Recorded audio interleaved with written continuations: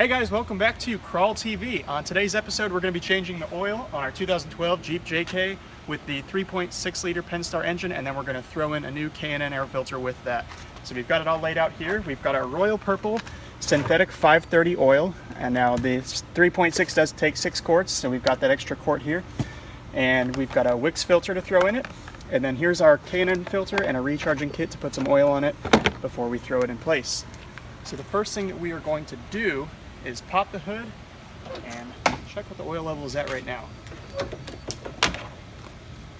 Now, while it is easy to take your Jeep down to a shop and just have somebody else change the oil, there's nobody that we trust more than ourselves to do this. And I can tell you from experience, having run a shop, that you're usually going to get cheap oil and a cheap filter when you do this. So this way we can control what goes into our Jeep, and we know exactly what's going on with it and how it's going to perform with that oil.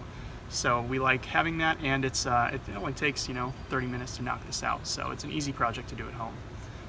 So first thing we're going to do is check our oil, pull our dipstick out right here, and just see what that oil level is at prior to draining it.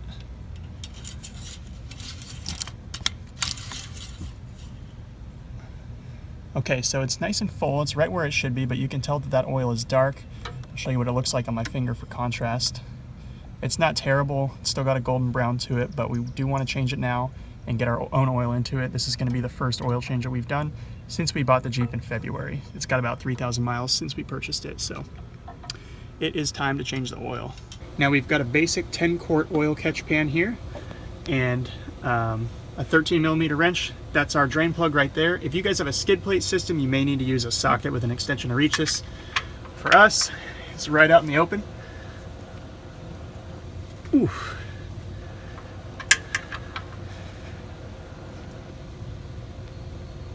Oh man, that thing is on there. When we changed the oil on Grace's Jeep for the first time after we bought it, we actually had to weld a nut onto the drain plug to get it off of there. They have a habit of tightening these things on way too tight sometimes. That was a shop job. We did not do that here. I want to grab something to leverage that.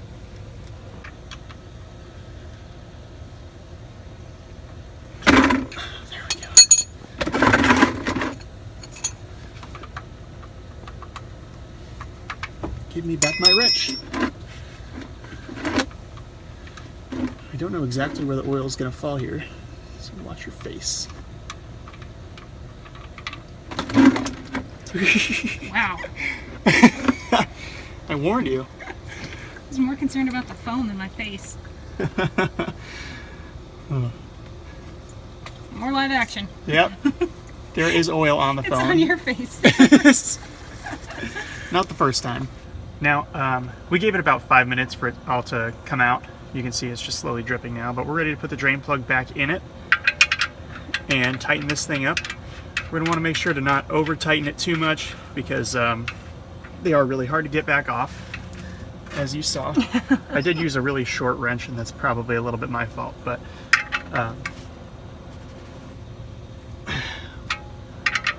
just make sure it's tight. Okay. All right, now we can go back up top and pull that oil filter out and get started up there. Now to get to the oil filter, you have to pull this plastic cover off. It's a cartridge style filter, so it will be up top, unlike most of your spin-ons that'll be down below near the oil drain plug. Your oil filter is actually right here. 15/16 deep socket with an extension is what we're going to use to get this cartridge filter housing undone here. Everything is tight. There we go.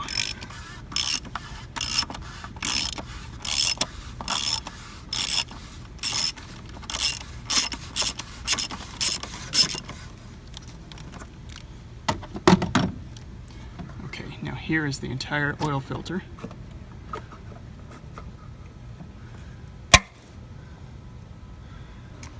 Pull it out of this cap here, just like that. Don't be afraid to use little force. It's got little teeth at this end that are actually going to hold it in place.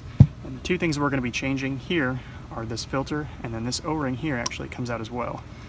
When you buy a new oil filter, as long as you're buying a cartridge style filter, it should come with a new O-ring as well. I picked a bad day to trim my fingernails. Need help? Of course I do. Yes. Here. Grace is going to pull this O-ring off for us. This is our new Wicks Oil Filter, part number 57526. New cartridge. Looks exactly the same except a little bit cleaner. I chose Wicks because it is a higher quality brand. I picked this up at O'Reilly. It didn't cost very much money, but inside of this box, like I said, is a new cartridge filter, instructions actually if you need them, and then a new O-ring as well. So we'll go ahead and put the new O-ring on this. It's a lot easier to throw a new O-ring on than pull the old one off. Looks like it. Yeah, no trouble at all. So now that that's in, we'll snap this filter back into this cap here, just like that, and we're ready to throw this back into our Jeep.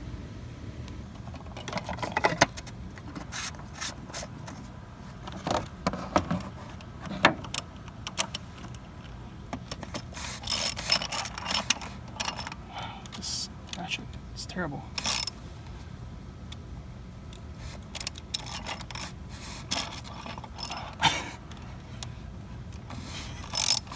This is one of our leftover ratchets because we broke our good ratchet putting the lift kit on. It's time to just buy a new one.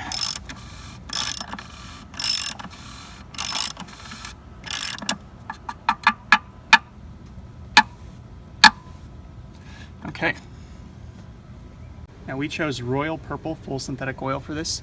Not only because it gives us a 5,000 mile oil change interval rather than a 3, but we're pretty hard on our Jeep and we want to take care of it. So we're going to put the best that we can into it to get the best performance out of it.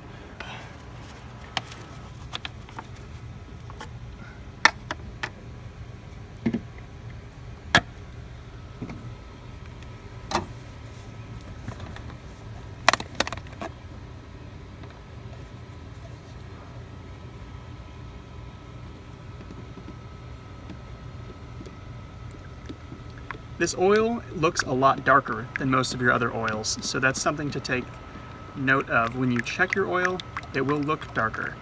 Most oils are a golden color, and this is a dark purple.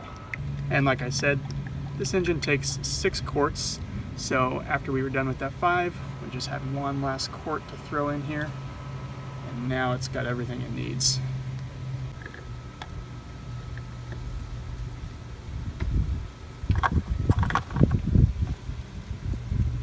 Now, even though we know we put 6 quarts of oil in it, we're gonna go ahead and start the engine and let it run for just a second, cycle through that oil, and then we're gonna check what level it's at on the dipstick.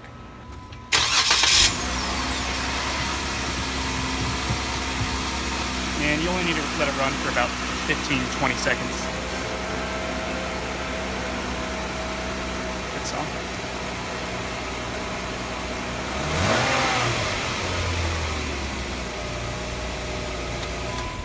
Okay.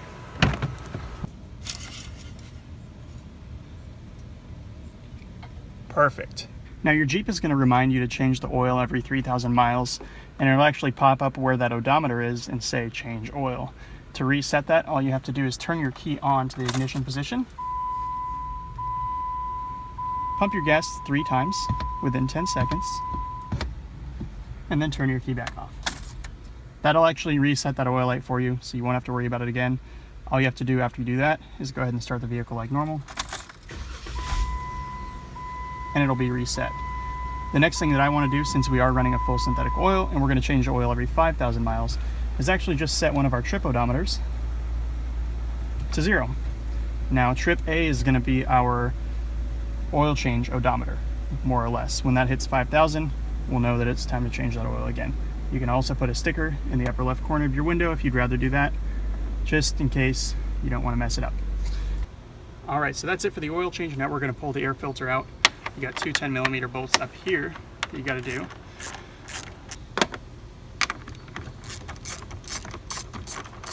And we just have a hose clamp here. That's an 8mm.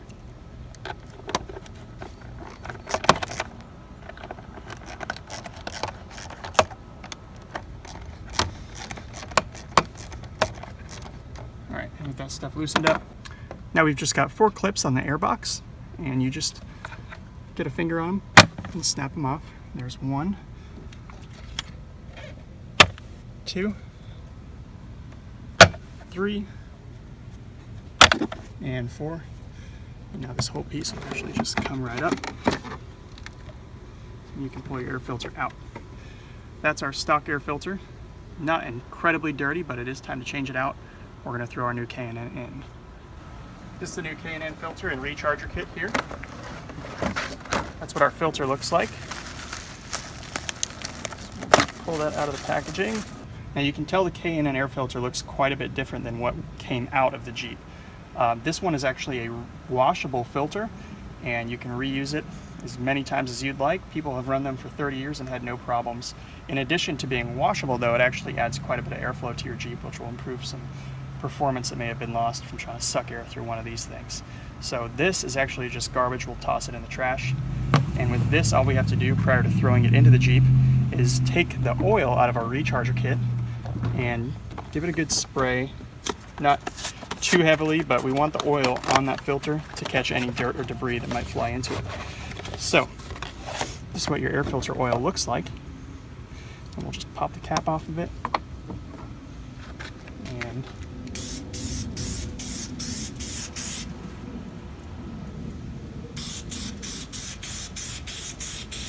it's ready to throw in.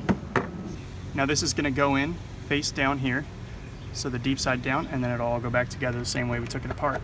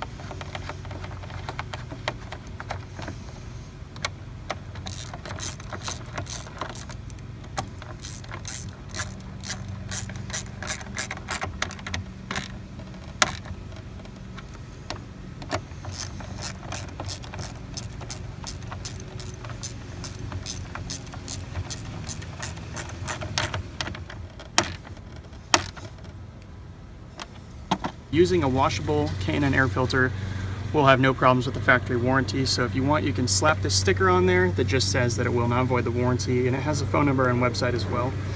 Now this thing just clips right back in.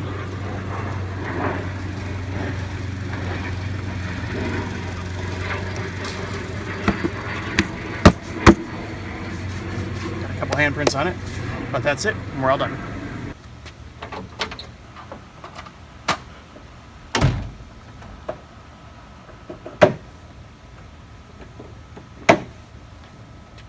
That'll do it for us. We are all finished up here. Thank you for watching. If you guys have any questions, feel free to comment on our video. Remember to like, subscribe, and share, and you can always find us on Facebook, Twitter, Instagram, Snapchat. You can email us directly at crawl_TV@yahoo.com. And thanks for watching Crawl TV.